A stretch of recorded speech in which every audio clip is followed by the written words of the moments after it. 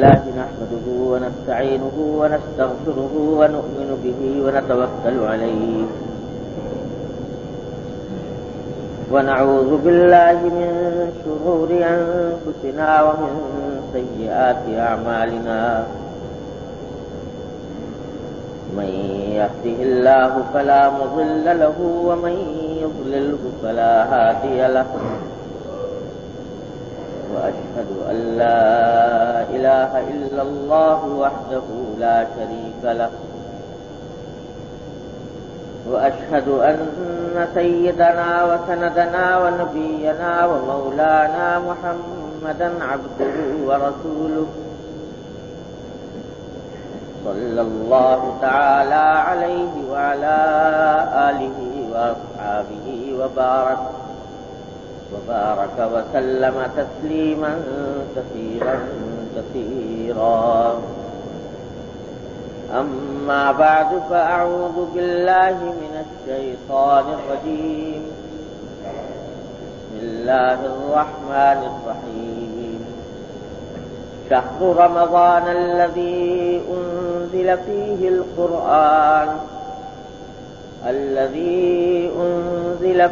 القرآن هدى للناس وبينات من الهدى والفرقان فمن شهد منكم الشهر فليصم.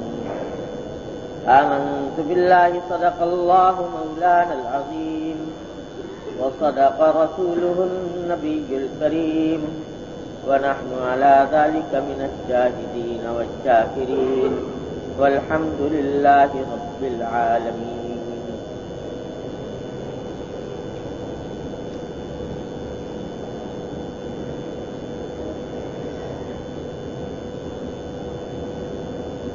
آج یہ شاید اس سال کی رمضان سے پہلے آخری مجلس ہو اور بہت امید ہے کہ شاید اگلا جمعہ انشاءاللہ رمضان میں آئے گا.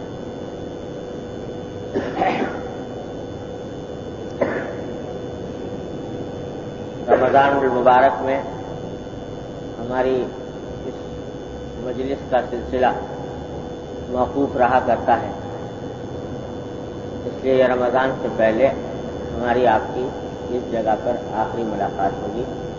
اس کے بعد انشاءاللہ اللہ تعالیٰ نے زندگی عطا فرمائی تو رمضان مبارک کے بعد سلسلہ شروع ہو. تو خیال آیا کہ آج کی مجلس میں کچھ رمضان مبارک ہی کے بارے میں کچھ باتیں عرض کر دی جائیں.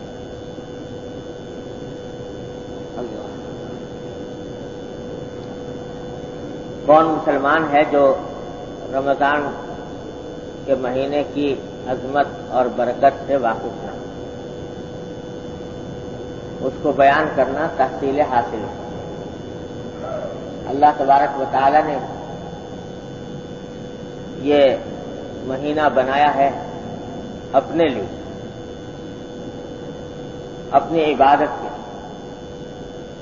اور خدا جانے کیا کیا رحمتیں ہیں جو اللہ جل جلالہ اس مہینے کے ایام میں اپنے بندوں کی طرف مبذول فرماتے ہیں. ہم اور آپ اس کا تصور بھی نہیں کرتے. تو لیکن اس کے کچھ مظاہر تو ایسے ہیں جن کو ہر مسلمان جانتا بھی ہے، الحمدللہ اس پر عمل بھی ہوتا ہے. مثلا یہ پتا ہے کہ رمضان کا مہینہ روزوں کا مہینہ ہے، روزے فرض ہیں، الحمدللہ مسلمانوں کو روزہ رکھنے کی توفیق ہو جاتی ہے. یہ معلوم ہے کہ رات کے وقت میں تراویح ہوتی ہے، الحمدللہ اس کے اندر بھی مسلمانوں کی بڑی تعداد کو شرکت کی سعادت مل جاتی ہے. اس لیے بات کوئی نئی تو نہیں، لیکن محض تذکیر کے لیے یہ ایک پہلو کی طرف متوجہ کرانا چاہتا ہوں. وہ یہ کہ رمضان کا مہینہ عام طور سے یہ سمجھا جاتا ہے کہ اس کی خصوصیت صرف یہ ہے کہ اس میں روزے رکھے جاتے ہیں، رات کو تراویح پڑھی جاتی ہے۔ کوئی شک نہیں کہ یہ دونوں عبادتیں، روزہ بھی اور تراویح بھی، یہ اس مہینے کی اعظم عبادات میں سے ہیں، بڑی اہم عبادات میں سے ہیں۔ لیکن بات یہاں پر ختم نہیں ہوتی۔ در حقیقت رمضان المبارک کا تقاضا اور اس سے فائدہ اٹھانے کا طریقہ اس سے کچھ زیادہ کا مطالبہ کرتا ہے۔ بات یہ ہے کہ ذرا تھوڑی دور سے بات چلانی پڑے گی بات اچھی طرح سمجھنے کے لیے، کہ قرآن کریم میں اللہ جل جلالہ نے ارشاد فرمایا کہ وَمَا خَلَقْتُ الْجِنَّ وَالْإِنسَ إِلَّا لِيَعْبُدُونِ، کہ میں نے جنات کو اور انسانوں کو صرف ایک کام کے لیے پیدا کیا، اور وہ یہ کہ میری عبادت کریں۔ تو اس آیت میں، آیت کریمہ میں اللہ تبارک و تعالی نے انسان کی تخلیق کا بنیادی مقصد یہ بتایا کہ دنیا میں اس لیے بھیجا جا رہا ہے انسان کو تاکہ وہ اس کی اللہ کی عبادت کرے، اسی لیے بھیجا۔ یہاں بعض مرتبہ شبہ ہوتا ہے بعض لوگوں کو، اور آج کل کے جو نئی روشنی کے لوگ کہلاتے ہیں وہ کبھی کبھی یہ شبہ وارد کرتے ہیں کہ صاحب یہ مقصد، اگر انسان کی تخلیق کا مقصد صرف عبادت ہی تھا تو انسان کو پیدا کرنے کی کیا ضرورت تھی؟ فرشتے پہلے ہی یہ کام بہت اچھا انجام دے رہے تھے۔ فرشتے جو پہلے سے موجود تھے وہ تو پہلے سے اسی کام میں لگے ہوئے تھے، عبادت میں، اللہ کے ذکر میں، تسبیح میں، تقدیس میں۔ اور یہی وجہ ہے کہ جب اللہ تبارک و تعالی نے حضرت آدم علیہ السلام کو تخلیق فرمانے کا ارادہ کیا اور فرشتوں کے سامنے ظاہر کیا کہ میں ایک اس طرح کا انسان پیدا کرنے والا ہوں، تو فرشتوں نے بے ساختہ جو بات کہی وہ یہ کہ آپ ایسے انسان کو پیدا کر رہے ہیں جو زمین میں جا کر فساد مچائے، خون ریزی کرے، وَنَحْنُ نُسَبِّحُ بِحَمْدِكَ وَنُقَدِّسُ لَكَ، اور ہم تو لگے ہوئے ہیں آپ کی تسبیح اور تقدیس میں۔ تو تسبیح اور تقدیس کا کام تو ہم الحمدللہ انجام دے رہے ہیں۔ اب ایسا شخص پیدا کرنے کی کیا ضرورت ہے جس سے یہ بھی احتمال ہے کہ دنیا میں جا کر وہ فساد مچائے؟ تو کہنے والے کہتے ہیں کہ اگر مقصد تخلیق انسان کا صرف عبادت ہی ہوتا تو انسان کو پیدا کرنے کی ضرورت نہیں تھی، فرشتے پہلے یہ کام کر رہے ہیں۔ تو پھر انسان کو عبادت کے لیے پیدا کرنے کی کیا ضرورت؟ تو خوب سمجھ لیجیے کہ بے شک اللہ کے فرشتے، اللہ کے ملائکہ، وہ اللہ کی عبادت کر رہے تھے، لیکن ان کی عبادت بالکل مختلف نوعیت کی تھی، اور انسان کے سپرد جو عبادت کی گئی وہ بالکل مختلف تھی۔ وہ یہ کہ فرشتے عبادت اس طرح کر رہے تھے کہ ان کے مزاج میں، ان کی فطرت میں عبادت کے خلاف کرنے کا امکان ہی نہیں تھا۔ وہ اگر چاہیں بھی کہ عبادت نہ کریں، گناہ کریں، تو گناہ کرنے کی صلاحیت نہیں۔ اللہ تعالیٰ نے ان کے ہاتھ سے گناہ کا امکان ہی ختم کروا دیا۔ نہ ان کو بھوک لگے، نہ پیاس لگے، نہ کوئی اور شہوانی تقاضا پیدا ہو، نہ گناہ کا تقاضا پیدا ہو۔ اللہ تعالیٰ نے وہ مخلوق بنائی ہی ایسی ہے کہ اس کے دل میں کبھی گناہ کا وسوسہ بھی نہیں گزرتا، خواہش تو درکنار اور اقدام تو اور درکنار، تو گناہ کا امکان ہی نہیں تھا ان پر ملائکہ کے۔ تو ایک ایسی مخلوق ہے کہ جس کو اللہ تعالیٰ نے بنایا ہی ایسا کہ اس کا دل ہمیشہ ثواب کے کام کی طرف، اطاعت کی طرف، عبادت کی طرف چلتا ہے، گناہ کا دائیا ہی پیدا نہیں ہوتا کرے۔ تو اللہ تبارک و تعالیٰ نے اس عبادت کے اوپر کوئی اجر و ثواب بھی نہیں رکھا، جنت اس کے واسطے نہیں رکھی، اس واسطے کہ ہم نے تو خود تمہارے اندر یہ صلاحیت پیدا کر دی ہے کہ سوائے اطاعت کے، سوائے عبادت کے کوئی اور کام کر ہی نہیں سکتے، گناہ کا خیال بھی نہیں گزر سکتا. لہذا اگر اب تم گناہ سے بچ رہے ہو تو اس میں تمہارا کوئی کمال نہیں، اور جب کمال نہیں تو اس کے اوپر وہ اجر و ثواب، وہ جنت والا اجر و ثواب وہ بھی مرتب ہے، وہ بھی مرتب ہے. مثال یوں سمجھیے کہ ایک شخص ہے جو بینائی سے محروم ہے، دیکھ نہیں سکتا، اور بینائی سے محروم ہونے کی وجہ سے نہ کبھی فلم دیکھتا ہے، نہ کبھی ٹی وی دیکھتا ہے، نہ کبھی تصویروں کو دیکھتا ہے، نہ کبھی نامحرموں کو تکتا ہے. تو بتاؤ اس کا کمال کیا ہوا کہ اس نے اگر ساری عمر کبھی فلم نہیں دیکھی، ساری عمر کبھی کوئی نامحرم پر نگاہ نہیں ڈالی، تو اس کا کمال کیا ہوا؟ اس واسطے کہ اس کے تو صلاحیت تھی ہی نہیں یہ کام کرنے کی، تو اس واسطے کمال اس کا کچھ نہیں. ایک شخص ہے جس کی آنکھ ہے، بینائی ہے، بہت تیز بینائی ہے، جو چاہے چیز دیکھ سکتا ہے، لیکن اس کے دیکھنے کے باوجود، صلاحیت رکھنے کے باوجود، جب کسی نامحرم کی طرف نگاہ اٹھنے کا تقاضا پیدا ہوتا ہے تو فوراً نگاہ کو نیچے کرتا ہے. تو وہ نہ کبھی دل چاہ رہا ہے کہ میں دیکھوں، دنیا دیکھ رہی ہے یہ کھیل تماشے، میں بھی دیکھوں، لیکن اللہ کے خوف سے نگاہ کو نیچا کر لیتا ہے.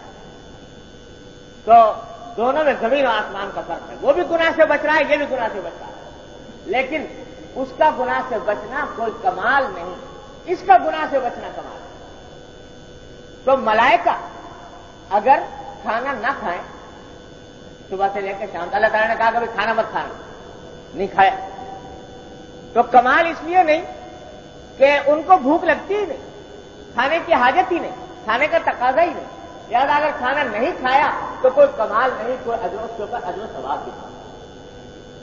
اور وہ ایک انسان کو پیدا ہوا ان حاجتوں کو لے کر، کتنا بڑے سے بڑے مقام پر پہنچ جائے، انسانیت کا سب سے اعلیٰ مقام ہے نبوت کا مقام، جس سے آگے کوئی اور مقام ہو نہیں سکتا. وہ انبیاء علیہ السلام کو بھی جب پیدا کیا گیا تو بھوک ان کے ساتھ بھی لگا دی، پیاس ان کے ساتھ بھی لگا دی گئی، یہاں تک کہ کفار کہہ اٹھے کہ مالی ھذا رسول یاکل الطعام ویمشی فی الاسواق، یہ کیسے رسول ہے جو کھانا بھی کھاتے ہیں بھوک بھی لگتی ہے. تو بھوک لگنا یہ ان کے ساتھ بھی لگا دیا، تقاضا ان کے اندر بھی پیدا کر. اب اگر وہ اللہ کے حکم کی وجہ سے بھوک لگ رہی ہے، اللہ کے حکم سے بچ رہا ہے، تو یہ کمال کی بات ہے، یہ کمال کی عبادت ہے.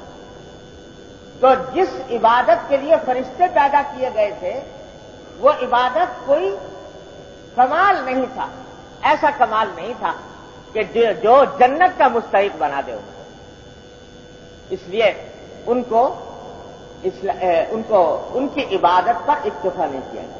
کہا کہ ایک ایسی مخلوق پیدا کرتا ہوں جس کو بھوک بھی لگے گی، پیاس بھی لگے گی، شہوانی تقاضے بھی پیدا ہوں گے، گناہ کے دائیں بھی پیدا ہوں گے، لیکن جب گناہ کا دائیا پیدا ہوگا وہ مجھے یاد کرے گا اور مجھے یاد کر کے اپنے نفس کو اس گناہ سے بچا لے. یہ جو عبادت انجام دے گا یہ عبادت ہے جو ہمارے ہاں قدر و قیمت رکھتی ہے، جس کے لیے ہم نے وہ جنت تیار کر رکھی ہے کہ عرضها السماوات والارض، جس کی آسمان و زمین کی چوڑائی، وہ اس کے لیے تیار کر رکھی ہے. کہ دائیا ہو رہا ہے، دل کا تقاضا ہو رہا ہے، خواہشات پیدا ہو رہی ہے اور محرکات سامنے آ رہے ہیں، لیکن یہ ہمارے خوف سے، ہمارے عظمت کے تصور سے یہ شخص اپنی آنکھ کو بچا لیتا ہے، اپنے کان کو بچا لیتا ہے، اپنی زبان کو بچا لیتا ہے، اپنے اٹھتے ہوئے قدموں کو روک لیتا ہے کہ میرا اللہ مجھ سے ناراض ہے. تو یہ جو عبادت ہے یہ فرشتوں کے بھی بس کا کام نہیں تھی. یہ عبادت کے لیے پیدا کیا گیا اس انسان،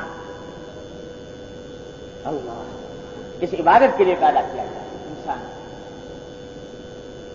حضرت یوسف علیہ السلام کا واقعہ کون مسلمان نہیں جانتا؟ یوسف وہ جو فتنہ پیش آیا زلیخا کے مقابلے میں، کون مسلمان نہیں جانتا؟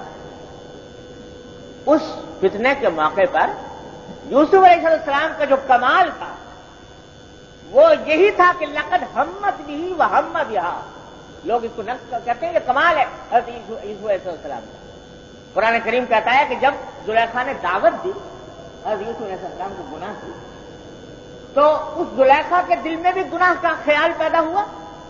وہ ہم بہا، اور یوسف علیہ السلام کے دل میں بھی خیال آ گیا، ان کے دل میں بھی خیال آیا. یہ خیال آیا. لوگ کہتے ہیں کہ صاحب یہ کیا بات ہے کہ نبی کے دل میں برا خیال آ رہا ہے.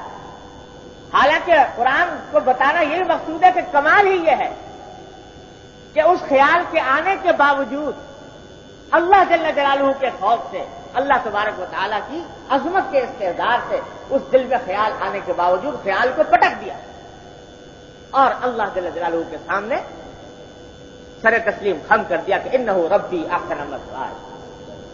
یہ اگر خیال ہی نہ آتا، صلاحیت ہی نہ ہوتی، داعیہ ہی پیدا نہ ہوتا، صلاحیت ہی نہ ہوتی، ہزار زلیخا وہ بلایا کرے برگلایا کرے، کمال کی تو کوئی بات نہیں تھی. کمال کی بات یہی تھی کہ برگلایا بھی جا رہا ہے، ماحول بھی موجود، حالات بھی سازگار، اور دل میں خیال بھی پیدا ہو رہا ہے. اور دل میں خیال پیدا ہونے کے باوجود اللہ کے حکم کے آگے سر تسلیم خم کر کے فرمایا کہ نہیں انہ ربی احسن مثوایا. یہ ہے عبادت جس کے لیے انسان کو پیدا کیا. تو یہ بات تو ضمن آ گئی. عرض یہ کر رہا تھا کہ اللہ تبارک و تعالیٰ نے اس آیت میں فرمایا کہ انسان کی تخلیق کا مقصد ہم نے جو جس کے لیے پیدا کیا وہ عبادت ہے.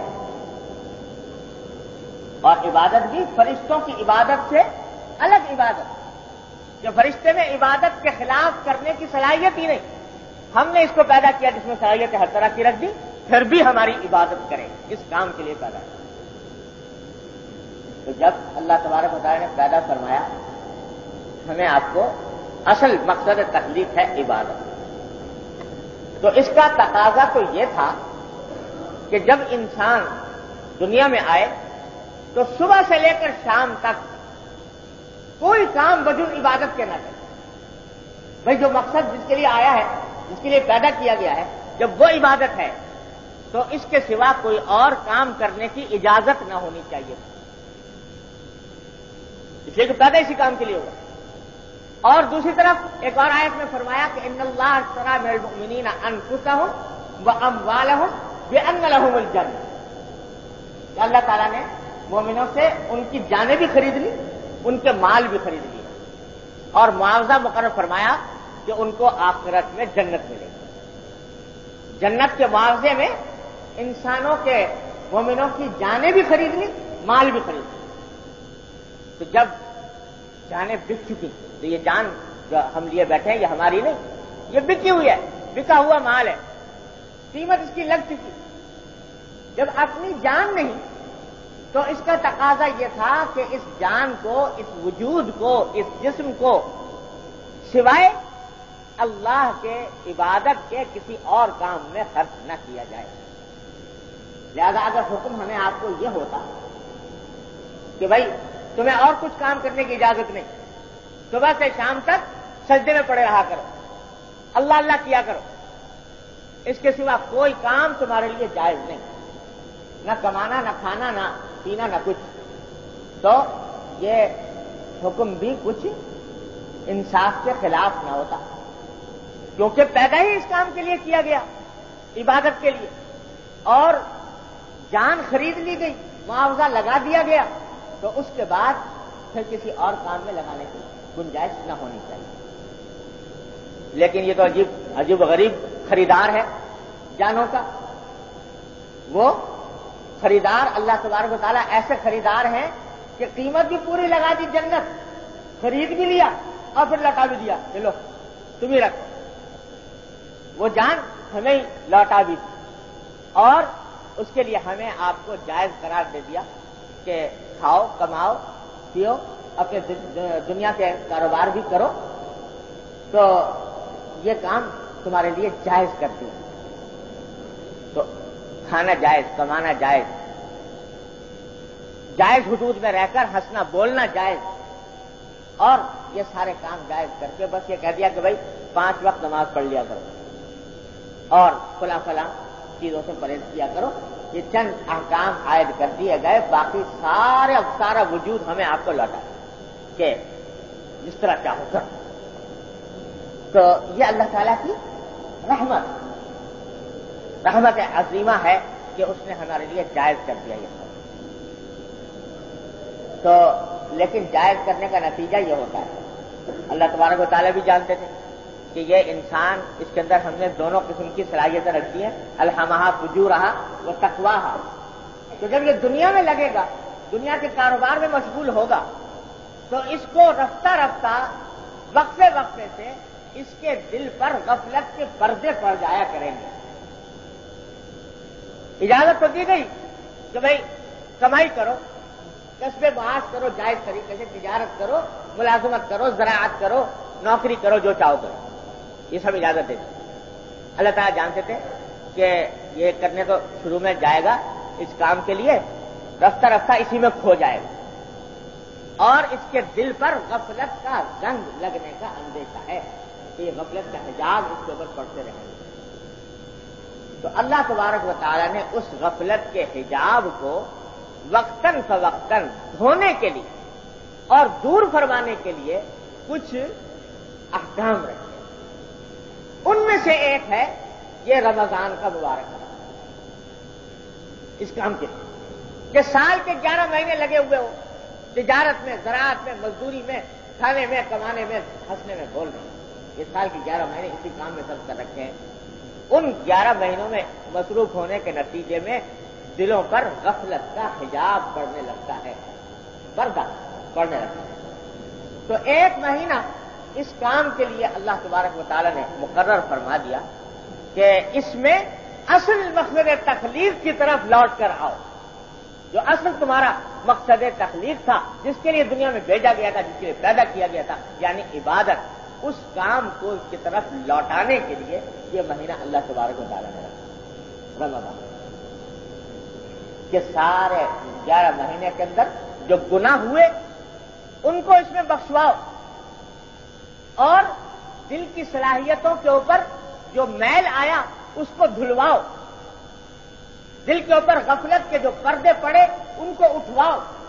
اس کام کے لیے ہم نے یہ مہینہ رکھا. رمضان کے معنی معلوم ہے کیا ہے؟ رمضان کا مہینہ ہم بولتے ہیں، ایک تو یہ سمجھ لیجیے کہ یہ صحیح لفظ جو ہے عربی کے اعتبار سے وہ رمضان ہے، میم کے زبر کے ساتھ. ہم اردو میں رمضان بولتے ہیں، لیکن صحیح لفظ رمضان ہے، میم کے زبر کے ساتھ، رے پر بھی زبر اور میم پر بھی زبر. قرآن شریف میں اسی طرح ہے. تو رمضان کے بہت سے معنی بیان کیے گئے ہیں. لوگ کسی نے کہا کہ رمضان سے یہ معنی ہے، کسی نے کہا وہ معنی ہے. اصل عربی زبان میں رمضان کے معنی ہوتے ہیں جھلسا دینے والا، جھلس دینے والا، جلا دینے والا.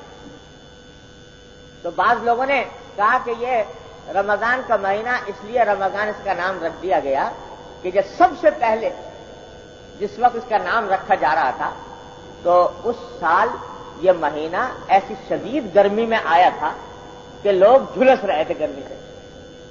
تو اس لیے لوگوں نے اس کا نام رمضان رکھ دیا کہ یہ مہینہ جھلسا دینے والا ہے، یعنی سخت گرمی کا مہینہ ہے. بعد میں کیا سردی میں بھی آنے لگا، پھر بھی نام رمضان ہو گیا. بعض لوگوں نے یہ وجہ تسمیہ بیان کی، لیکن صحیح زیادہ تر علماء کرام نے جو وجہ تسمیہ بیان فرمائی وہ یہ کہ رمضان کا مہینہ اس کو اس لیے کہا جاتا ہے کہ اس مہینے میں اللہ تبارک و تعالیٰ اپنے فضل و کرم سے، اپنی رحمت سے اپنے بندوں کے گناہوں کو جھلسا دیتے ہیں، گناہوں کو جلا دیتے ہیں. تو یہ ایسا مہینہ ہے جس میں گناہوں کو جھلسایا جاتا ہے، گناہوں کو جلایا جاتا ہے. تو یہ مہینہ اللہ تبارک و تعالیٰ نے اس غرض کے لیے پیدا فرمایا. تو جب یہ بات ہوئی کہ اس مہینے کا مقصد ہے کہ 11 مہینے دنیاوی کاروبار میں لگے رہنے کے نتیجے میں جو غفلتیں دل پر چھا گئیں، جن گناہوں کا ارتکاب ہوا، جن خطاؤں کا ارتکاب ہوا، ان کو اللہ کے حضور حاضر ہو کر اس میں بخشواؤ اور اس غفلت کے پردوں کو دل سے اٹھاؤ تاکہ ایک نئی زندگی پیدا ہو، تاکہ ایک نیا دور زندگی کا پیدا ہو رمضان کے بعد، یہ ہے وقت۔ اسی لیے قرآن کریم میں فرمایا کہ یا ایھا الذین آمنوا کتب علیکم الصیام کما کتب علی الذین من قبلکم لعلکم تتقون، کہ روزے تم پر فرض کیے گئے ہیں، اس لیے فرض کیے گئے ہیں تاکہ تمہارے اندر تقوی پیدا ہو۔ یہ مہینہ اس لیے لایا جا رہا ہے تاکہ تمہارے دلوں میں تقوی پیدا ہو۔ تفصیل کروں گا کیسے روزے سے تقوی پیدا ہوتا ہے، لیکن عرض اس وقت یہ کر رہا ہوں کہ رمضان کا مہینہ در حقیقت مقصود اس کا ہے سال بھر کے گناہوں کو بخشوانا اور غفلت کے حجاب دل سے اٹھانا، یہ ہے اصل مقصد۔ جیسے کوئی مشینری ہوتی ہے، ایک مدت کے بعد جا کر وہ گھسنے لگتی ہے، اس میں دھول مٹی جم جاتی ہے، اس کی سروس کرانی پڑتی ہے یا اس کو اوور ہال کرانا پڑتا ہے۔ تو یہ اللہ تعالیٰ نے سال بھر کی میں ہر مسلمان کے لیے ایک اوور ہالنگ کا موسم بنایا کہ اس میں اپنی زندگی کو ایک نئی شکل دو، اس کو دھلواؤ اللہ تبارک و تعالیٰ کی۔ جب یہ بات ہے تو بات صرف روزہ رکھ کر ختم نہیں ہوتی، صرف تراویح پڑھ کر ختم نہیں ہوتی، بلکہ اس کا تقاضا یہ ہے کہ انسان اس مہینے کو زیادہ سے زیادہ فارغ کرے دوسرے کاموں سے۔ کئی سال کے 11 مہینے سارے دھندے ہوتے رہتے ہیں، یہ مہینہ آ رہا ہے اصل مقصد تخلیق کی طرف لوٹنے کا، تو اس واسطے اس میں اب اس کے تمام اوقات، تمام نہ ہو سکے تو اکثر اوقات، اتنے نہ ہو سکے تو جتنا زیادہ سے زیادہ ہو سکے وہ اللہ کی عبادت میں صرف کرنے، اس کے لیے پہلے سے آدمی کو تیار ہونا چاہیے، پہلے سے اس کا پروگرام بنانا چاہیے۔ اللہ، یہ ہے استقبال رمضان۔ آج کل عالم اسلام میں، مسلمان ملکوں میں، عرب ملکوں سے بات چلی، اب ہمارے ہاں بھی آ گئی کہ رمضان شروع ہونے سے پہلے کچھ محفلیں منعقد ہوتی ہیں جس کا نام رکھا جاتا ہے محفل استقبال رمضان۔ یہ مصر، شام وغیرہ میں ہوا کرتی تھی کہ رمضان شروع ہونے سے پہلے ایک آدھ دن پہلے لوگوں نے ایک اجتماع کیا اور اس میں کوئی تقریر وغیرہ ہو گئی، کچھ تلاوت ہو گئی، اور اس محفل کو کہتے ہیں محفل استقبال رمضان، رمضان کے استقبال کی محفل، کہ یہ رمضان کا ہم استقبال کر رہے ہیں، کہ اس کو خوش آمدید کہیں۔ جذبہ تو اچھا ہے اس مہینے کے استقبال کا، لیکن بعض اوقات یہی جذبہ آگے بڑھ بڑھ کے بدعت کی شکل اختیار کر لیتا ہے، تو بعض جگہ ہو گئی یہ بدعت کی شکل اختیار ہو گئی۔ لیکن اصل استقبال رمضان کا یہ ہے کہ رمضان کے آنے سے پہلے اپنے نظام الاوقات کو بدل کر اور ایسا بنانے کی کوشش کرو کہ جس میں زیادہ سے زیادہ وقت اللہ جل جلالہ کی عبادت میں صرف ہو سکے۔ پہلے سے یہ سوچو کہ مہینہ آ رہا ہے، اس میں کس طرح اپنی مصروفیات کو کم کیا جائے، اور مصروفیات کے لیے 11 مہینے پڑے ہوئے ہیں، تجارت کے لیے، زراعت کے لیے اور دنیا بھر کے کام دھندوں کے لیے سال کے 11 مہینے پڑے ہوئے ہیں۔ یہ مہینہ اللہ کے لیے، اللہ کی عبادت کے لیے آ رہا ہے، تو پہلے سے اپنے آپ کو فارغ کرنے کی کوشش کرے۔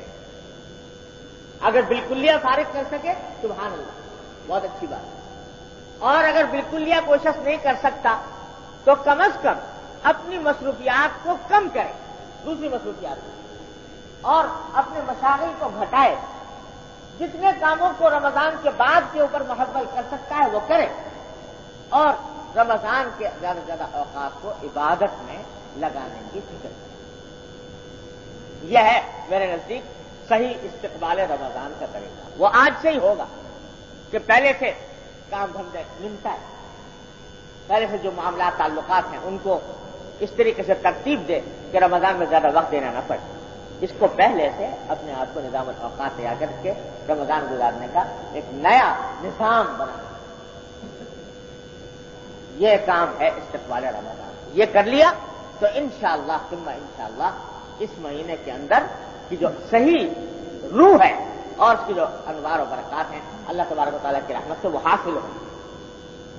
ورنہ ایک رسم کے طور پر رمضان آیا بھی اور گزر بھی گیا، لیکن اس کے اندر اس مہینے کو اپنے غفلت کے پردے ہٹوانے کے کام میں استعمال نہ کیا تو اس کا صحیح فائدہ حاصل نہیں۔ تو پہلی گزارش تو آج یہ کرنی تھی کہ ہم سب سے پہلے تو خطاب اپنے سے ہے اور اس واسطے سے آپ سب حضرات سے کہ ابھی سے اپنا نظام الاوقات بنائیں رمضان المبارک۔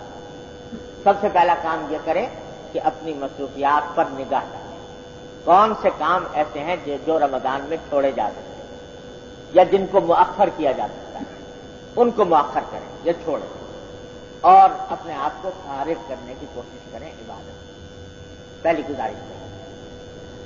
اب جب فارغ کر لیا تو کیا کام انجام دیں اس رمضان میں، کس کام کے لیے فارغ کریں اور کس طرح گزاریں یہ مہینہ۔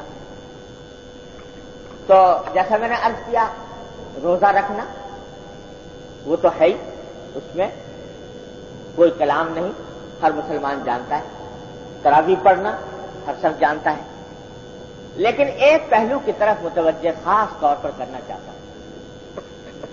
وہ پہلو یہ ہے کہ الحمدللہ جس شخص کے اندر بھی اللہ تبارک و تعالیٰ نے ایمان کا کوئی ذرہ عطا فرمایا تو رمضان کا ایک احترام اس کے دل میں ہوتا ہے، اس کا ایک تقدس اس کے دل میں ہوتا ہے اور حتی الامکان کوشش یہ کرتا ہے کہ اس میں عبادت کچھ زیادہ ہو جائے، نوافل کی طرف لوگ متوجہ ہوتے ہیں۔ جو لوگ 5 وقت مسجدوں میں آتے ہوئے کتراتے ہیں، تراویح جیسی لمبی نماز کے اندر پابندی سے کھڑے ہوئے ہیں روزانہ، تو الحمدللہ یہ برکات ہوتی ہیں کہ لوگ عبادتوں کی طرف متوجہ ہوتے ہیں، نوافل پڑھتے ہیں اور ذکر میں، قرآن کریم کی تلاوت میں مصروف ہوتے ہیں۔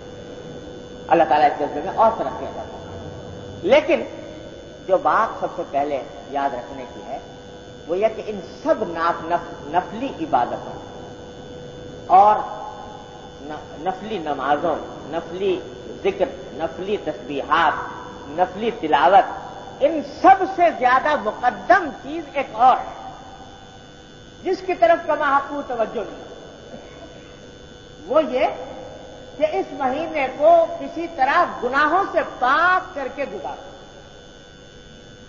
گناہوں سے پاک کر کے گزارو، کہ یہ اس مہینے میں گناہ میں سرزد نہ ہو، آنکھ نہ بہکے، آنکھ غلط جگہ پر نہ پڑے، کان غلط چیز نہ سنے، زبان سے کوئی غلط کلمہ نہ نکلے اور اللہ تبارک و تعالیٰ کی معصیت سے مکمل اجتناب ہو۔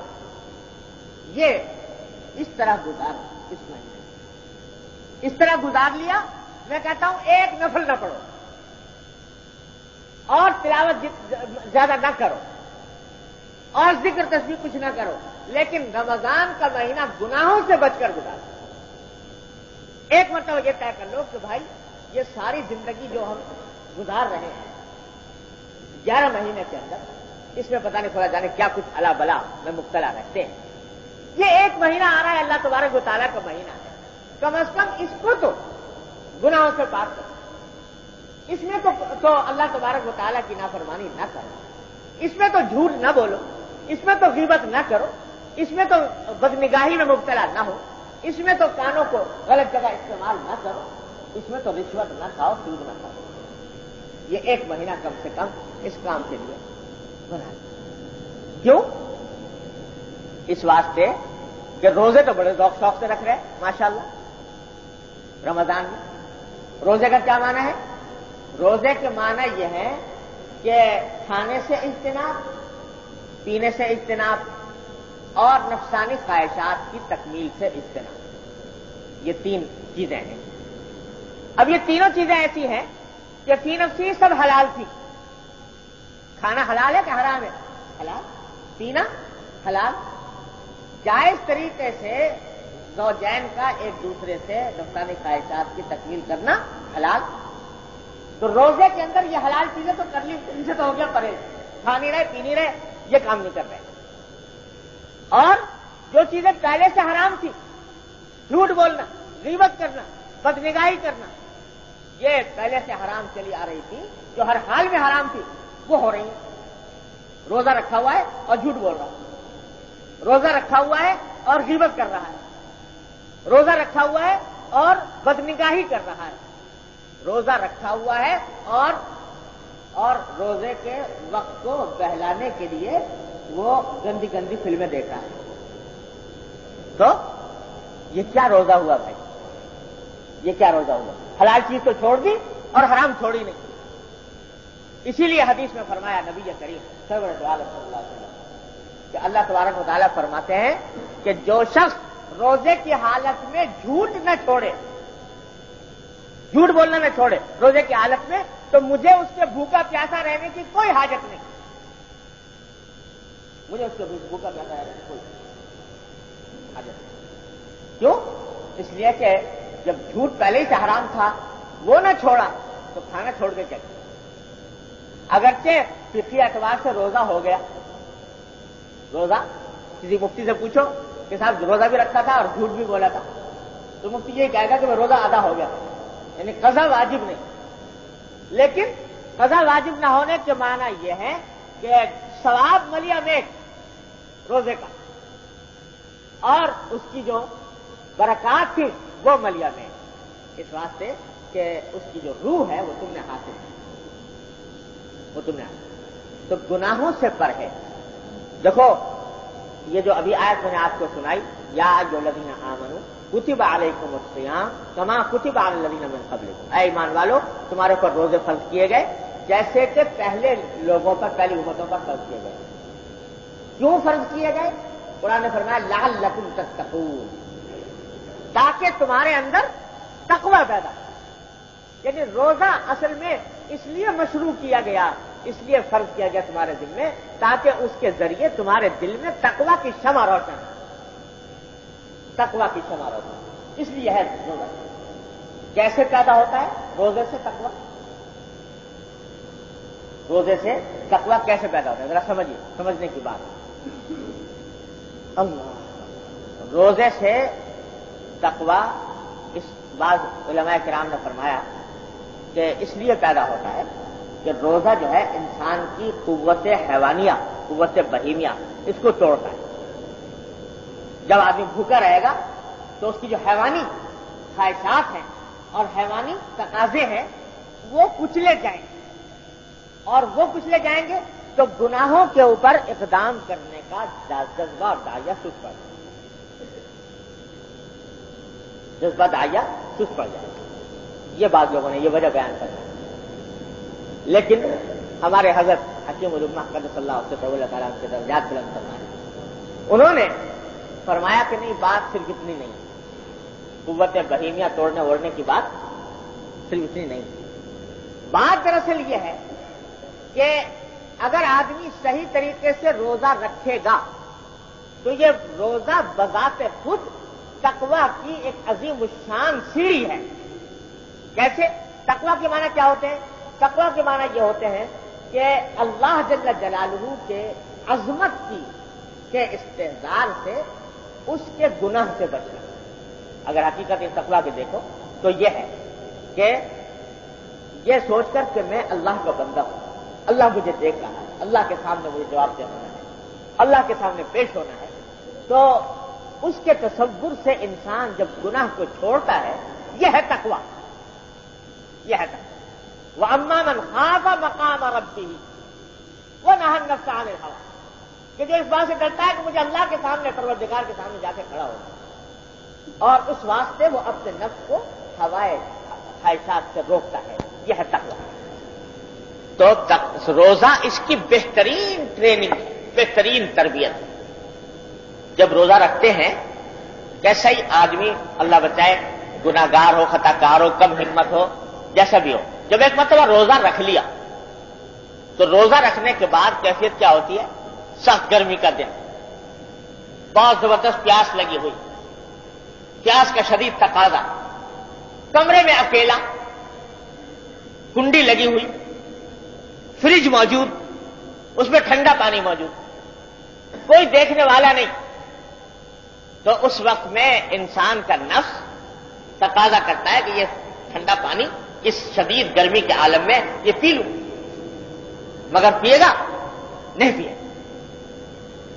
حالانکہ کوئی اگر پی لے تو دنیا میں کسی کو کانو کان خبر نہ ہو، پی لے گا تو کوئی ملامت کرنے والا نہیں، کوئی لعنت کرنے والا نہیں، دنیا کے سامنے اسی طرح روزہ کے دار کا روزے دار باہر نکل جائے، افطاری ڈٹ کے کھائے لوگوں کے ساتھ بیٹھے، تو کسی کو بھی پتہ بھی نہ چلے کہ یہ روزہ اس نے توڑا۔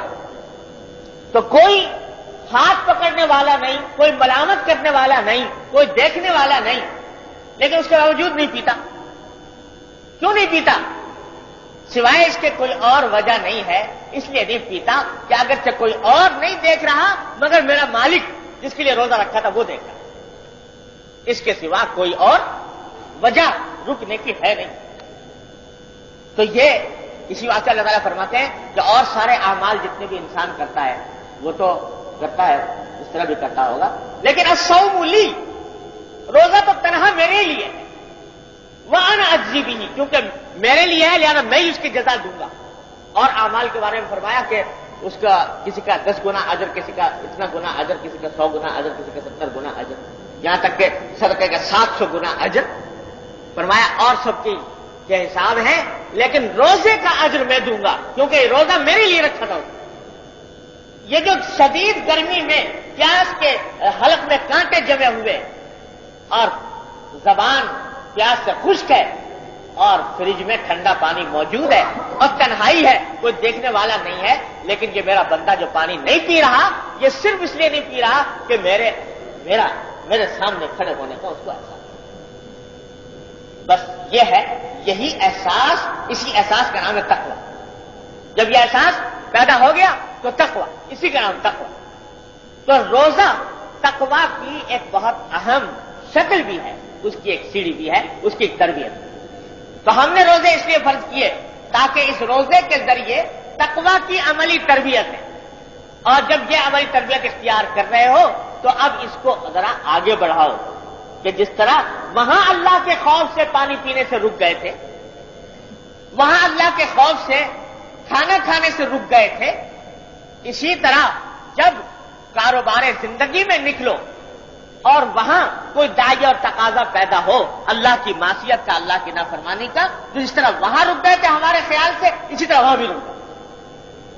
تو یہ ہم تمہیں 1 مہینہ اس کورس سے گزار رہے ہیں، تربیت کے کورس۔ تو اس تربیت کا کورس اس طرح مکمل ہوگا کہ یہ تو نہیں کہ ایک جگہ تو رک گئے اللہ کے خیال سے اور باقی کاموں کے اندر جو نکلے تو وہاں آنکھ بھی غلط جگہ پڑ رہی ہے، کان بھی غلط باتیں سن رہے ہیں، زبان سے بھی غلط باتیں نکل رہی ہے، تو اس طرح تو کورس نہیں ہوتا۔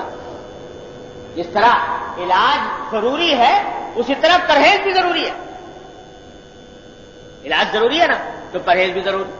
اللہ تعالیٰ نے روزہ رکھوایا تو روزہ اس لیے رکھوایا تاکہ تمہارے اندر تقویٰ پیدا ہو، لیکن تقویٰ اس وقت پیدا ہوگا جب ان چیزوں سے پرہیز کرو۔ ایک کمرے کے اندر ایئر کنڈیشنر لگایا آپ نے کمرہ ٹھنڈا کرنے کے لیے، جی ایئر کنڈیشنر کا تقاضا یہ ہے کہ اس پورے کمرے کو ٹھنڈا کر، تو لگا تو دیا اور آن بھی کر دیا اور ساتھ میں کھڑکیاں کھول دی، دروازے کھول دی، ادھر سے ٹھنڈک آ رہی ہے ادھر سے نکل رہی ہے، ادھر سے ٹھنڈک آ رہی ہے اور ادھر سے کھڑکیوں سے دروازوں سے نکل رہی ہے، اس واسطے کہ وہ دروازے چوکٹ کھولے ہوئے ہیں۔ تو روزے کا ایئر کنڈیشنر تو لگا لیا روزہ رکھ کر، اور گناہوں کی کھڑکیاں بھی کھول دی کہ گناہ بھی کر رہے ہیں، آنکھ کی کھڑکی کھلی ہوئی، کان کی کھڑکی کھلی ہوئی، زبان کی کھڑکی کھلی ہوئی، تو یہ ٹھنڈک اس روزے کی، اس کے تقویٰ کا نور، یہ انسان کی دل میں کیسے نہیں ہوتا؟ اس واسطے سب سے پہلا کام مقدم کام جو سارے نفلوں سے، سارے اذکار سے، ساری تسبیحات سے، سب نفلی عبادتوں سے مقدم ہے، وہ ہے گناہوں سے اپنے آپ کو محفوظ۔ تو کم از کم 1 مہینے کے اندر خدا کے لیے اپنے آپ کو گناہوں سے محفوظ کریں۔ اور واقعی بعض لوگ بتایا کرتے ہیں رمضان کے روزے کے آداب میں، بعض لوگوں نے کہا کہ صاحب رمضان کے آداب میں یہ بات بھی داخل ہے کہ بہت زیادہ مت کھاؤ شہری انسان۔ لوگ بعض علماء نے لکھا بھی ہے کہ یہ عجیب قصہ ہے کہ آدمی نے روزہ تو رکھ لیا لیکن جو نہیں کھایا تھا دن بھر میں تو سحری افطاری میں اتنا کھایا کہ نفع ٹوٹا سب برابر کر دیا، سحری میں اتنا کھایا ڈٹ کے اور افطاری میں اتنا کھایا کہ سب نفع ٹوٹا برابر ہو، تو کھائے، سحری میں بھی کم کھائے، افطاری میں بھی کم کھائے، تاکہ قوت بہیمیہ ٹوٹے وقت اور اس کا صحیح مصرف آ جائے۔ اللہ، لیکن ہمارے حضرت حکیم الامہ قدس اللہ تعالیٰ، اللہ تعالیٰ ان کے درجات بلند فرمایا، جو جی باتیں فرما گئے وہ فرماتے ہیں کہ نہیں میاں، یہ سب کچھ نہیں، سحری افطار میں کم کھانے کا اہتمام کرنے کی کوئی ضرورت نہیں، کھاؤ خوب مزے سے، سحری میں بھی کھاؤ، افطار میں بھی کھاؤ، کیونکہ سحری افطاری یہ ظاہر بات ہے کہ زیادہ کھانا تو ہر حالت میں برا ہے، جتنی انسان کی استطاعت ہے جائز ہے، وہ مناسب حد سے زیادہ کھانا تو روزہ ہو یا غیر روزہ ہو کسی حال میں بھی نہیں کھانا چاہیے، لیکن خاص روزے کی وجہ سے رات کے وقت میں کھانے میں کمی کرنے کا اہتمام یہ کوئی نہ کرے، کوئی ضرورت نہیں، مزے سے۔ کیوں؟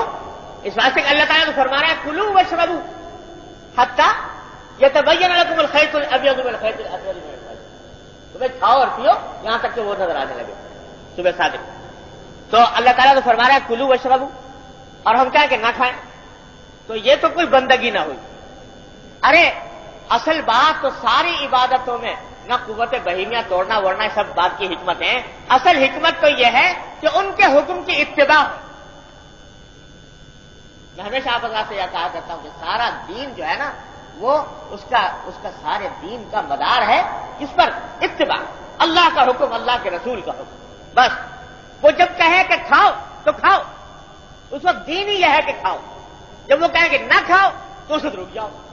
یہ آپ نے دیکھا اللہ تعالیٰ نے یہ عجیب نظام بنایا، اپنی اطاعت، اپنی اتباع، کہ سارا دن روزے سے گزارا جی، اور کھانے میں بھوک کا رہنے میں بڑا ثواب، بڑا اجر، اتنا اجر کہ تیرے منہ سے جو بدبو آ رہی ہے بھوکا رہنے کی وجہ سے وہ بھی ہمیں مشک سے زیادہ پسند ہے، اتنا پسند جی۔ لیکن ادھر آفتاب غروب ہوا، آفتاب غروب ہوتے ہی حکم یہ کہ جلدی کرو، جلدی افطار کرو۔ تعجیل افطار میں، افطار کو جلدی کرنا یہ مستحب ہے، اور بلا وجہ تاخیر کرنا افطار کے اندر یہ مکروہ، ناپسندیدہ۔ کیوں؟ اس واسطے کہ جب آفتاب غروب ہو گیا تو ہمارا حکم یہ آیا کہ کھاؤ، اب اگر نہیں کھاؤ گے اور اس بھوکا رہنے کی حالت کو اور بڑھاؤ گے تو یہ ہمیں پسند نہیں، یہ ہمیں پسند، یہ تو ہمارے اتباع کا کام ہے، اپنی عقل چلانے کا کام نہیں ہے، شوقینیاں پوری کرنے کا کام نہیں ہے، ہمارا حکم کا کام۔ ہم نے کہا کہ کھاؤ تو اب کھاؤ۔ کیا اچھی بات کہی کسی صاحب دل نے کہ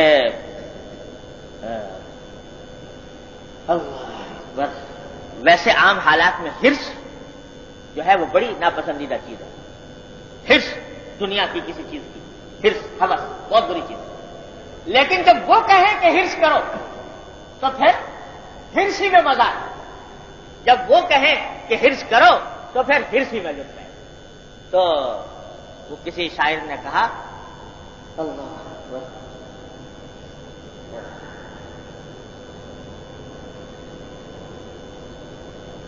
کیوں طمع خواہد زمن سلطان دین، کیوں طمع خواہد زمن سلطان دین، خاک بر فرق قناعت بادل۔ جب سلطان دین جو ہے وہ مجھ سے چاہ رہا ہے کہ میں حرص کروں، طمع کروں، تو اس کے بعد قناعت کے سر پر خاک، پھر قناعت کے اندر مزہ نہیں، پھر طمع ہی میں مزہ۔ جب وہ کہہ رہا ہے کہ مانگو تو مانگو، جب وہ کہہ رہا ہے کھاؤ تو کھاؤ۔ تو تعجیل افطار کو جلدی کرنا یہ در حقیقت اسی وجہ سے۔ اب تک تو یہ تھا کہ ایک ذرہ بھی منہ میں چلا گیا تو گناہ عظیم، کفارہ لازم۔ طلوع آفتاب سے 1 منٹ پہلے اگر ایک ذرہ حلق میں کھا لے، بلکہ غلطی سے چلا جائے، تو بھی کیا روزہ ٹوٹ گیا، اور روزہ ٹوٹنے کے بعد اگر جان بوجھ کر کھایا تو کفارہ لازم۔ 60 روزے، 1 منٹ کا روزہ توڑا جی، 7 بجے روزہ بند ہو رہا تھا اور 6:59 پر ایک دانہ کھا لیا چنے کا، جی تو کتنی کمی آئی؟ 1 منٹ کی. 1 منٹ کا روزہ ٹوٹا. کہتے ہیں 60 روزے رکھو. 60 روزے واجب ہے. کفارہ واجب ہے 60 روزے رکھنے ہوں. کیوں؟ اس لیے کہ بات ایک چنے کی نہیں ہے اور بات 1 منٹ کی نہیں ہے. بات اس بات کی ہے کہ ہمارا حکم توڑا. ہمارا حکم یہ تھا کہ جب تک آفتاب غروب نہ ہو جائے تو اس وقت تک کھانا جائز نہیں. تم نے یہ توڑ دیا تو اس واسطے کفارہ لازم. 1 منٹ کا کے مقابلے میں 60 دن کے روزے. یہ ادھر آفتاب غروب ہوا, اب کہتے جلدی کھاؤ. اگر جلدی نہ کھایا بلا وجہ تاخیر کی, گناہ. کیوں؟ اس واسطے کہ ہم نے کہا تھا کہ کھاؤ تو اب کھانا ضروری ہے. ادھر سحری کے اندر حکم یہ ہے کہ سحری جتنی تاخیر سے کھائی جائے اتنی افضل ہے. سحری کو تاخیر سے کھانا افضل ہے. جلدی کھانا یہ خلاف سنت ہے. بعض لوگ 12 بجے رات کو کھا کے سو گئے تو یہ سنت کے خلاف. آخر کے اور تاخیر سحور میں یہ یہاں تک ہے کہ صحابہ کرام کا معمول یہ تھا کہ آخر وقت تک کھاتے رہتے تھے. بالکل آخر وقت تک کھاتے رہتے تھے. کیوں؟ اس واسطے کہ یہ وقت وہ ہے جس میں اللہ تعالیٰ کی طرف سے کھانے کی اجازت ہے, کھانے کا حکم ہے اور اجازت ہے. تو جب تک وہ وقت باقی رہے گا اس وقت تک کھاتے رہیں گے. اللہ کے حکم کی اتباع اسی میں, اطاعت اسی میں. تو اس کو اگر کوئی پہلے کر لے تو اس لیے برا ہے کہ گویا اس نے اپنی طرف سے روزے کے وقت میں اضافہ کر دیا. روزے کے وقت میں اضافہ کر دیا, اس لیے منع. تو اتباع ہے سارا کھیل روزے کے اندر جی, اور سارے دین کے اندر روزے کے اندر خاص طور پر. اصل حکمت یہ ہے, ہم نے کہا تھا کہ کھاؤ, نہ کھاؤ تو رک گئے. ہم نے کہا تھا کہ کھاؤ تو اب کھانا ثواب ہے. اس لیے حضرت فرماتے ہیں حضرت ابن قدس اللہ علیہ وسلم, جب اللہ میاں کہہ رہے ہیں کہ کھاؤ, وہ کہہ رہے ہیں میں تو نہیں کھاتا یا میں تو کم کھاتا ہوں, تو یہ کوئی بندگی نہ ہوئی, یہ کوئی اطاعت کی بات نہ ہوئی.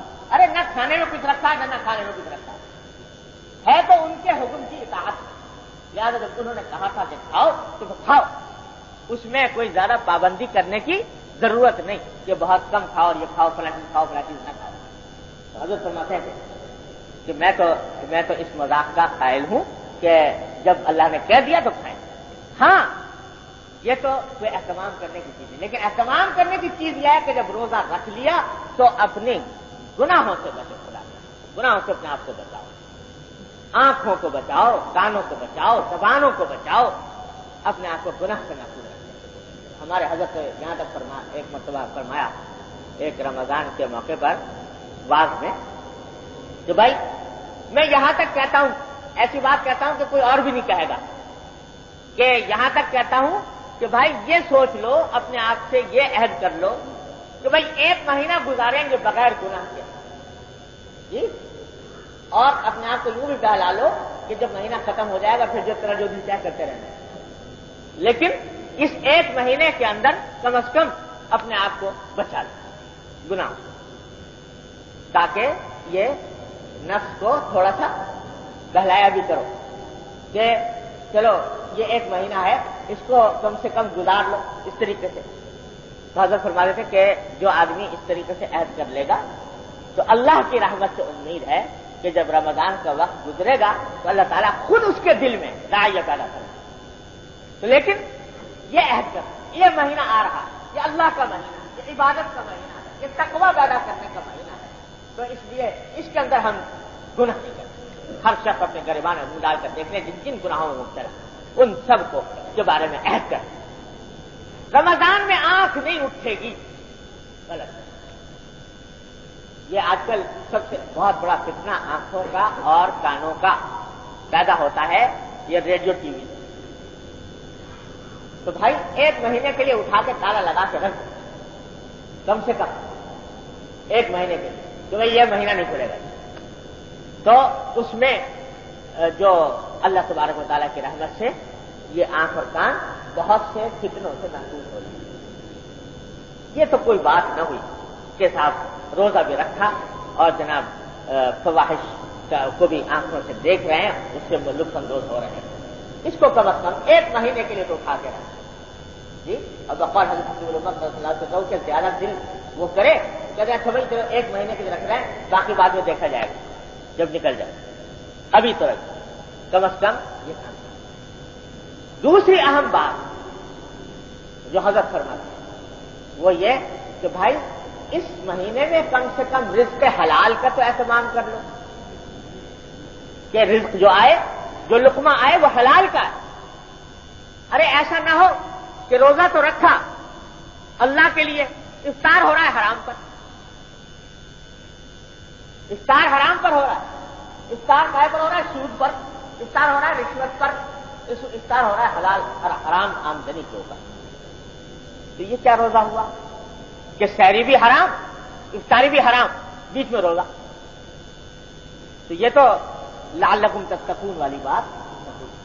اس لیے حرام رزق سے بچو، اس خاص طور سے اس مہینے کے اندر۔ تو اللہ تبارک و تعالیٰ سے مانگو یا اللہ میں رزق حلال کھانا چاہتا ہوں، اس سے کسی طریقے سے مجھ کو حرام سے بچا دو۔ بعض حضرات تو وہ ہیں، ذرا سمجھ لیجیے بات کو، بعض حضرات تو وہ ہیں جو الحمدللہ جن کا بنیادی ذریعہ معاش کوئی حرام نہیں، حلال ہے، البتہ عام دنوں کے اندر اتنا اہتمام نہیں ہوتا، کچھ آمیزش ہو جاتی ہے، حرام چیزوں کی بھی آمیزش ہو جاتی ہے، کہیں اللہ بچائے کہیں سود آ گیا تو کہیں کچھ آ گیا، اس قسم کی حرام چیزیں ہو گئی، تو ایسے حضرات کے لیے تو کچھ دشوار مسئلہ نہیں ہے، کم از کم اس مہینے کے اندر اہتمام کر لیں کہ جو رزق آ رہا ہے وہ اللہ۔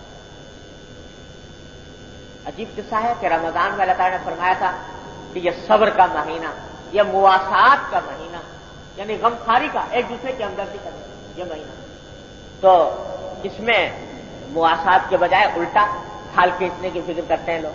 ادھر رمضان کا مہینہ آیا، ادھر چیزیں کہ ذخیرہ اندوزی شروع کر دی، تو یہ تو رمضان نہ ہو، ایسے حرام کاموں سے اپنے آپ کو کم از کم اس مہینے کر سکتا۔ بعض حضرات وہ ہیں جن کا بنیادی ذریعہ معاش ہی اللہ بچائے ایسا ہے کہ وہ اس کیا کریں مبتلا ہے، ملازم ہے کسی سودی ادارے میں مثلا، تو وہ کیا کریں؟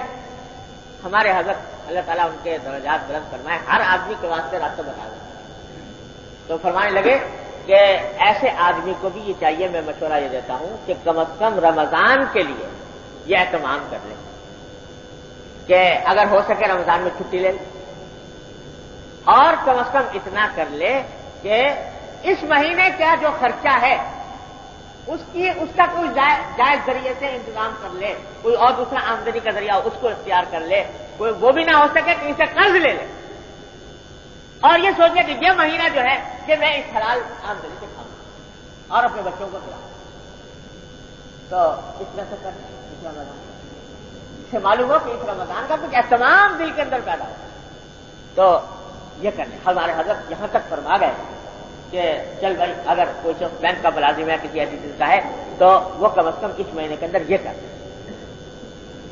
تو بھائی سب سے اہم میں جو بات دوسری عرض کرنا چاہ رہا تھا وہ یہ ہے کہ اس مہینے میں لوگ نوافل وغیرہ کا تو اہتمام بہت کرتے ہیں، لیکن گناہوں سے بچنے کا اتنا اہتمام نہیں۔ اور یاد رکھیے اللہ تبارک و تعالیٰ نے اس مہینے میں گناہوں سے بچنے کو آسان بھی کر دیا۔ آپ سب جانتے ہیں کہ رمضان کے اندر شیاطین کو بیڑیاں پہنا دی جاتی ہیں، قید کر دیا ہے، تو حاصل اس کا یہی ہے کہ گناہوں کے تقاضے جو شیطان کی طرف سے پیدا ہونے والے ہیں وہ گھٹ جائیں، کم ہو جائیں، اس لیے آسان ہو جائے۔ تو دوسری بات، تیسری بات جو جس کا روزے سے خاص تعلق ہے وہ یہ کہ اس میں غصے سے اجتناب، غصے سے پرہیز۔ یہ مہینہ جیسا کہ حدیث میں نبی کریم صلی اللہ علیہ وسلم نے فرمایا کہ مواسات کا مہینہ، ایک دوسرے کی غمخاری کا مہینہ، لہذا غصہ اور غصے سے نکلنے والے جو جرائم ہیں، جو گناہ ہیں، جھگڑا اور مار پٹائی اور توتکار، इन चीजों से परहेज। हदीस में यहां तक फरमा दिया कि इन जहिल अलैकुम जाहिरुन फलियकुल इन्नी साइम। अगर कोई शख्स तुमसे लड़ने आ भी जाए तो कहते भाई मेरा रोजा है, मैं लड़ने के लिए तैयार नहीं, न जबान से न हाथ से नहीं, इसको कर। यह है बुनियादी काम। बाकी और जो है बातें इबादत की वो सब मुसलमान माशाअल्लाह जानते ही है। रोजा रखना, तरावीह पढ़ना और इसी तरीके से तिलावत कुरान को खास मुनासिबत है इस महीने से। हुजूर नबी करीम सल्लल्लाहु अलैहि वसल्लम रमजान के महीने के अंदर हज़रत जिब्रील अमीन अलैहिस्सलाम के साथ दौर फरमाया करते थे पूरे कुरान। तो ये महीना खास, उसके लिए जितना हो सके ज्यादा से ज्यादा तिलावत, और फिर भाई चलते फिरते उठते बैठते जबान पर जिक्र।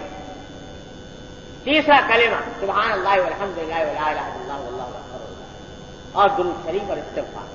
इसकी कसरत, चलते फिरते उठते बैठते, इसका एहतमाम। और नवाफिल की जितनी हो सके कसरत, खासतौर से आम दिनों के अंदर तहज्जुद का आखिरी शब में पढ़ने का मौका नहीं मिलता। रमजान मुबारक के अंदर सहरी का वक्त उठता ही है इंसान, को थोड़ा सा पहले उठ जाए, उसमें तहज्जुद का मामूल बना ले, तिलावत कुरान का मामूल बना ले, और नफलें इबादतें जरा निस्बतन खुशू के साथ बाजमात नमाज का एहतमाम मर्द हजरात पाबंदी से मस्जिद के अंदर जाकर करने का, ये तो खास तौर से करना ही चाहिए। ये इस रमजान के खुसूसियात में से है। लेकिन फिर दोहराता हूं कि इन सब चीजों के से ज्यादा अहम वो गुनाहों से बचने की फिक्र है। अल्लाह ताला अपने रहमत से, अपने फज़्ल व करम से हमें इन बातों पर सबको अल्लाह ताला अमल करने की तौफीक अता फरमाए। रमजान की सही अनवार व बरक़ात से मुस्तफ़ीद होने की तौफीक अता फरमाए।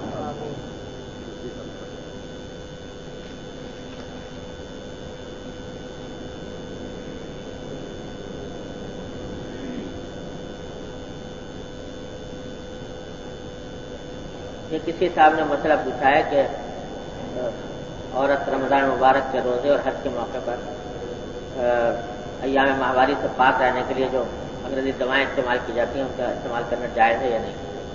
जवाब इसका यह है कि जायज़ है। अगर कोई करना चाहे हज के मौके पर तो जायज़ है, कोई गुनाह नहीं है। तो दुआ फरमा लीजिए।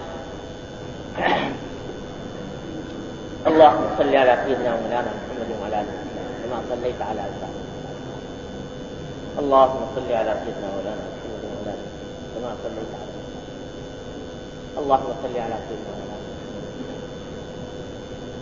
रब्बना ज़लमना अनफुसना व इन लम तग़फिर लना व तरहमना लनकूनन्ना मिनल ख़ासिरीन। रब्बना आतिना फिद दुनिया हसनतन व फिल आखिरति हसनतन व क़िना अज़ाबन्नार। रब्बना आतिना फिद दुनिया हसनतन व फिल आखिरति हसनतन व क़िना अज़ाबन्नार। अल्लाहुम्मा इन्ना नस्तईनुका अला ताअतिक, अल्लाहुम्मा इन्ना नस्तईनुका अला ताअतिक, अल्लाहुम्मा अइन्ना अला ज़िक्रिका व शुक्रिका व हुस्नि इबादतिक।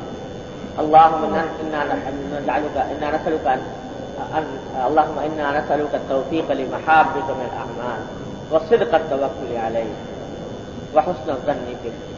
اللهم اجعلنا نخشاك كأننا نراك أبدا حتى نلقاك وأسعدنا بتقواك ولا تفتنا بمعصيتك.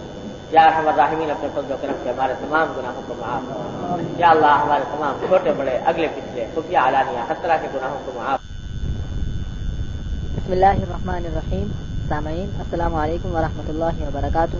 یہ سی ڈی آپ کی خدمت میں شعبہ دارالاشاعت کراچی کی جانب سے پیش کی جا رہی ہے. ملنے کا پتہ دارالاشاعت اردو بازار کراچی پاکستان. ای میل اشاعت@tgcom.net.pk.